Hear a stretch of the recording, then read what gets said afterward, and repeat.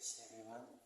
For those of you who don't know who I am, my name is Giselle, and if you're on Facebook at the moment, because I upload these videos, try to daily on Facebook and YouTube at the moment. I might see if I can find other avenues to upload these videos. So if you're on Facebook and you see my name is Hare Krsna Ramadas, it's not my name is Giselle, and I just went through a little phonetic phase for a while, which is why my name is that on Facebook.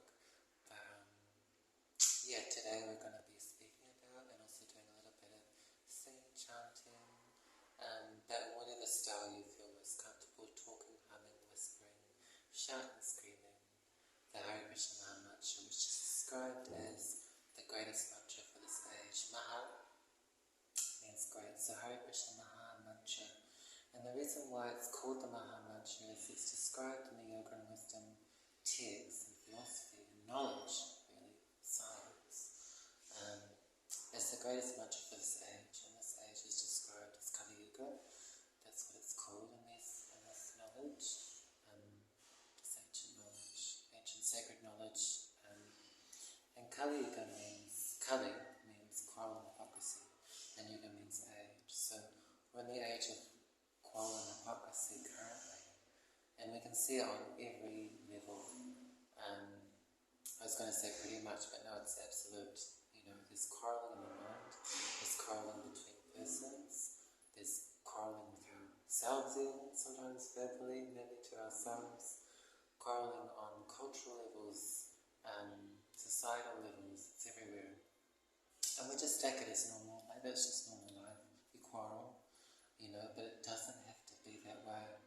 And we just haven't been shown another way of living, basically another way of being.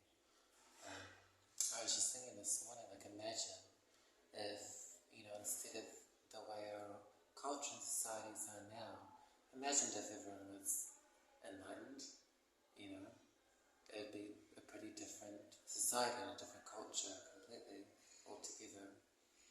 And this enlightenment comes from this chanting of this one mantra, this Hare Krsna Maha Mantra. Why this one mantra? It's been prescribed by great souls, great personalities who have that realization, that enlightenment as well. So for example, someone like myself, I can't prescribe a mantra for this age because I'm not at that level to prescribe. Just like, it's the doctor that can prescribe medicine, not the patient can't prescribe another patient their own made up medicine. So this Hare Krsna Maha Mantra goes Hare Krishna, Krishna Krishna, Hare Hare, Hare Rama, Rama Rama, Hare Hare. And maybe we can just say it one more time together in unison. So it's Hare Krishna, Krishna Krishna, Hare Hare, Hare Rama, Rama Rama, Hare Hare. And so for example, someone like myself, if I say, there's this great Maha Mantra, Maha meaning great, called Coca-Cola, where we're not going to experience enlightenment, or we're not going to experience any kind of upliftment, because Coca-Cola, the word in and of itself, it's a material sound vibration. It's describing that which is matter. So Coca-Cola is a material thing, like a couch, like Lego, like a house. It's all matter. So anything that's material of and on a material level, it can't uplift us to a higher level than matter, basically. So you can look at any kind of material process, any kind of scientific experiment out there, any experiment, really, any process, like Lego trains, they can't produce anything of a nature that's opposite to matter, basically, which is enlightenment. And we can see very clearly in our culture, especially the Western culture, but even just saying Western culture, that's spreading very fast. So even if you just say Western culture, you're basically referring to almost the whole world now, because it's becoming very popular, and I'm sure there are other influences out there that are influencing it that way, to become more westernized, sort of more darker, larger influences maybe, perhaps, we'll see. I haven't done much research around that or in that area, but this culture of consume, buy, work, and die. And we may die once this time, but and it's just destroying ourselves and the people around us. We can see everyone's so just pale and lethargic and frustrated because we don't know where to get that juice that we're searching for, basically. So this Hare Krishna mantra is the only thing. It's described in the yoga and meditation text as the only way that can nourish the heart, cleanse the heart genuinely. Because we don't see a lot of genuinity out there. Someone might give us a hug, give us a little peck on the cheek or a kiss, say lots of sweet nothings, a lot of pillow talk. If you've ever had like a girlfriend or a boyfriend, it's very much like that. It's very sentimental. Even within a marriage, like you can see, like I've witnessed marriages, very sentimental. Just like talk, hug. Sometimes there's not even a hug, but nothing of substance, really. And then we just keep ourselves busy within the marriage or within the relationship, and then we just call it a relationship, or we call it a marriage, but the real relationship is actually to be had with the Hare Krishna mantra. And why this one way? We can see that all the other ways just don't measure up to what we're expecting. So it's really a process of try the process and you get the result. And that takes trust, and that's hard because our trust has been broken. Doesn't matter who you are. If you've lived long enough in this life, as it is in Kali Yuga, the age of quarrel and hypocrisy, your trust would have been broken several times by now. So it's like, why would I trust something else that's new and unknown? I tried pouring my heart out to my boyfriend or my girlfriend or my job, and it just got shut down. You might say, well, it didn't get shut down. It didn't get shut down. Maybe not immediately, or maybe not, for a while, but eventually it does. And then, we try to open up our heart again and then just shut down. And everything on the material level, solely on the material level, is like that. You pour your heart into your health, looking after your body, it gets diseased, and so you just try and open up your heart again, and it gets diseased again. You get the flu, or, in my case, I experienced, for some time, was really absorbed in my health, quite fanatically and extremely, and, for example, I spent all my inheritance, unfortunately, on lots of health foods to try and get my health really, really good. Up to a certain level, or to perfection, and then there's this smoke in the house, this fire started that I caused, and I'm a bit more responsible now, but I caused this fire, and I ended up sleeping in the room that the fire was in, and so for those of you who may not know, I'm pretty sure the smoke gets trapped into the walls, and it just gets trapped into any residual smoke from fires, especially if it's inside an area, inside a house. And I chose to sleep in that area because that was where my bed was and things. And I woke up at some point in the night or the morning, and I found it very difficult to breathe, obviously. But I was just like, I had never experienced that feeling before, just, and I went to the bathroom and I looked in the mirror and my tongue was completely black from memory. That's quite strange. And then I looked at my toenails and they were black. I'm like, oh my god. So it was quite traumatic, actually, quite shocking and traumatic. And and that was after having spent several, I'm pretty sure, months just fully absorbed in my health, because I was off work at that time. And I'll keep the story short, sorry, don't worry. And but example of pouring your heart into something and it just gets shut down. Material nature, matter is like that. It's not, that's its nature, it's not meant to be eternal in any way, shape or form.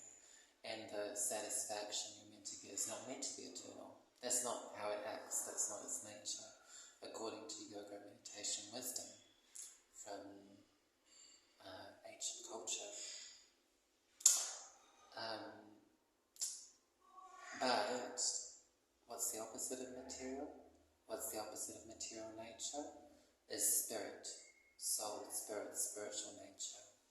So that's just, it's like the antonym basically, of matter, spirit, and they must be both, because everything is dualistic in this world. Happy, sad, healthy, ill, rich, poor, matter, spirit. Why would we even believe about spirit and spirituality? We've seen so much hypocrisy in the world. So again, that trust issue. But it's just about finding the right process and a process that works.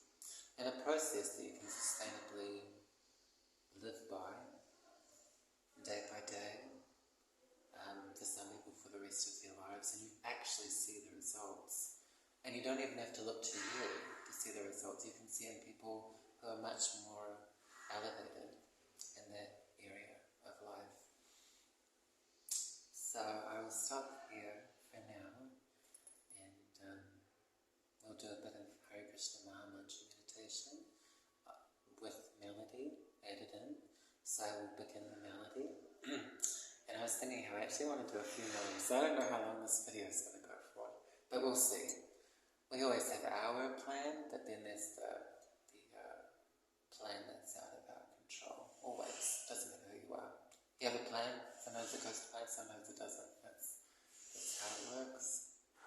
So,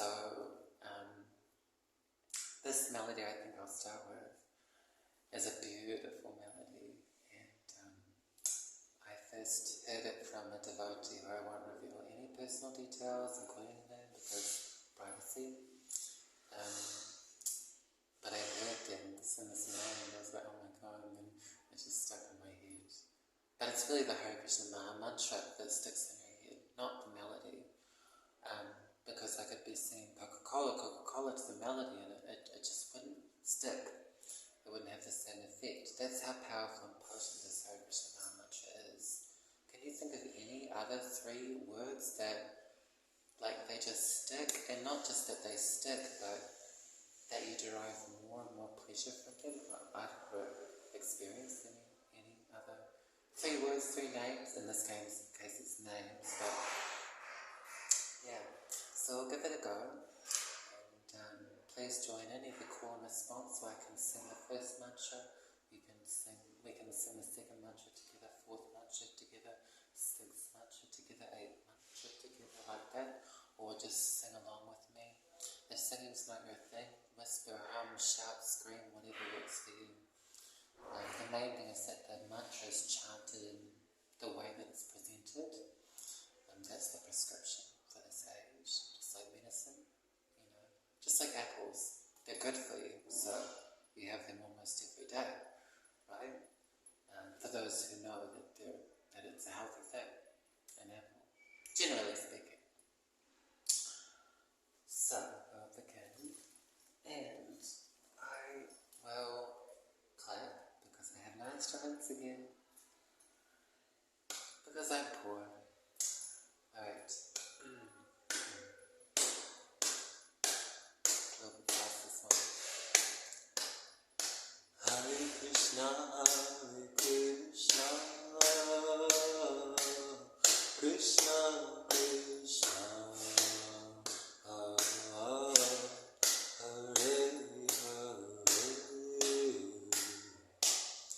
Hare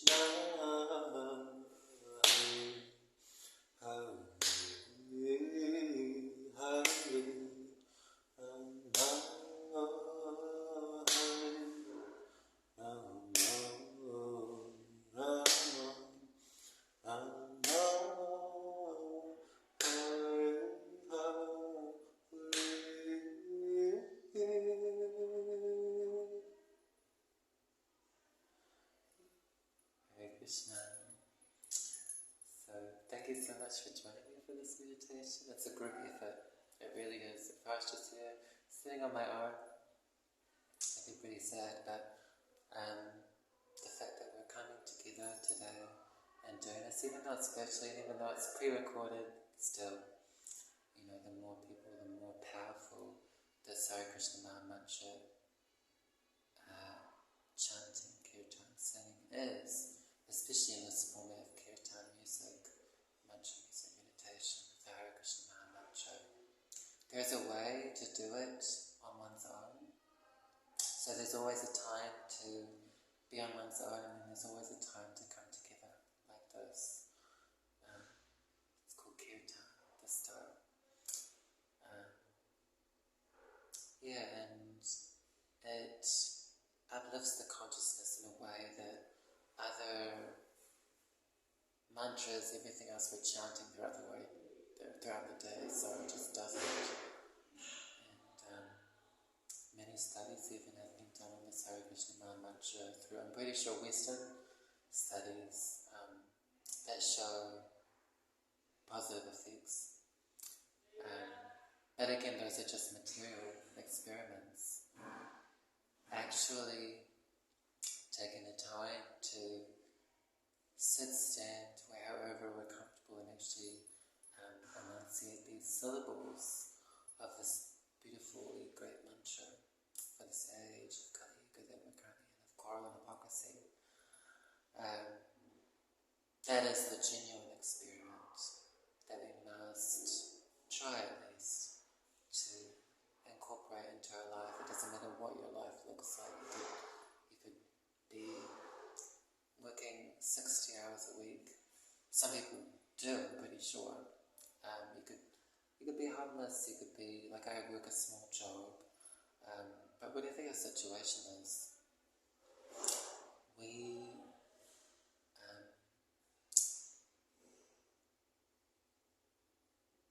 need something to go beyond body and mind, basically. Because body and mind, they're just so limited. And is that the all in all? No, that's just what we've been taught in schools, by our parents, by our peers, our friends, our family, everyone. Yet no one is satisfied, and you can see it in everyone's eyes as well. Just no satisfaction there, and that's why we always try and juggle so many things. Like, I have my skiing, and then I have my this and my that, and my bonsai tree cutting, or whatever it is. And we just try and, it's like the more I juggle, the more satisfied I become, but it never works out like that. So this is something new to try, like a medicine, basically. And that's not like a bad thing. We may associate medicine and sickness and health with something negative, but once you recognize that this pill, so to speak, that comes in the form of this great Hare Krishna Mantra, is actually doing you good, and it's going to do you good day after day. And not only that, like with a lot of drugs out there, that it reaches a limit in terms of how much it can help you. Whereas this Hare Krishna Mantra, because it's not coming from a material sphere, the health that you receive is unlimited.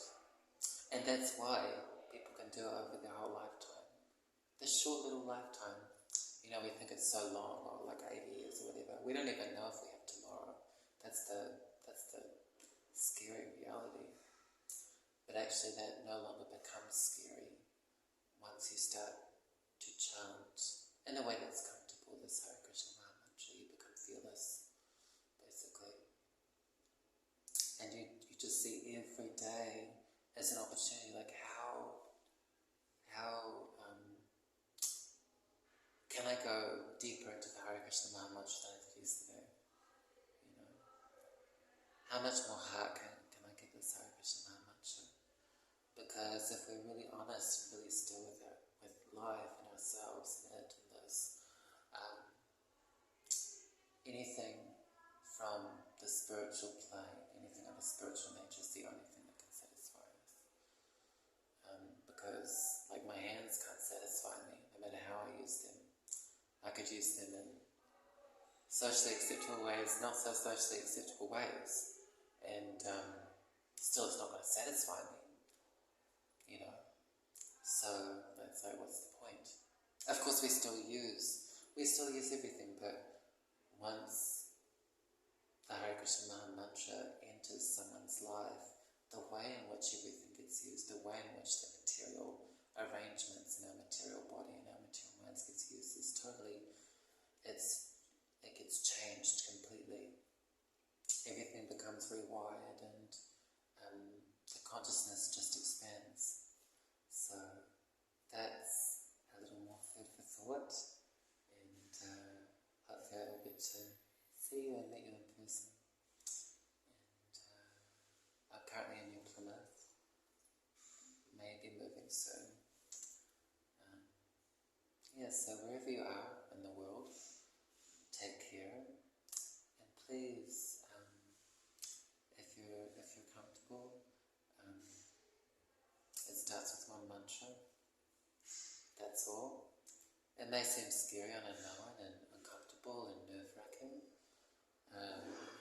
but I can assure you one mantra takes a matter of seconds to chant, and it doesn't mean that you've become a religious person. It doesn't mean that you're like become an outsider to how you were or society or whatever by chanting this one mantra at once. You're just trying something that can actually satisfy you beyond everything that's already claimed that it will satisfy you, but it doesn't. And it takes a bit of trust.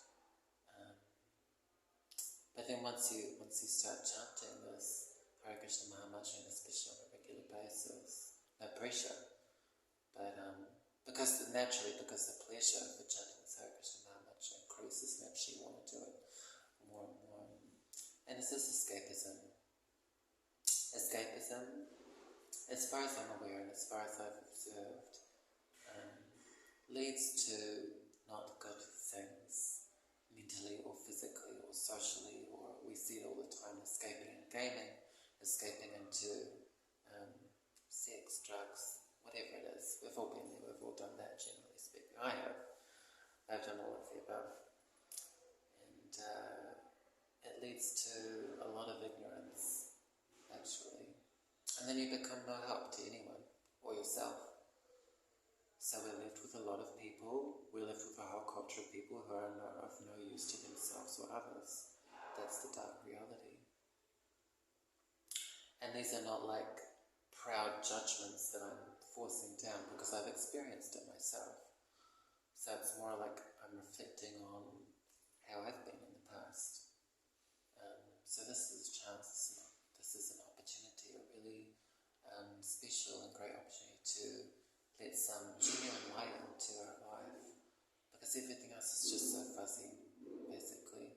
Claiming to be so clear-cut, but so fuzzy and so dark. So I will very much end there. So take up too much time of people's days and nights. Wish you well. Have a wonderful day. And please give this little great mantra a go. Like, it's short, but it's the power and potency is great. A go into your life and just witness the changes.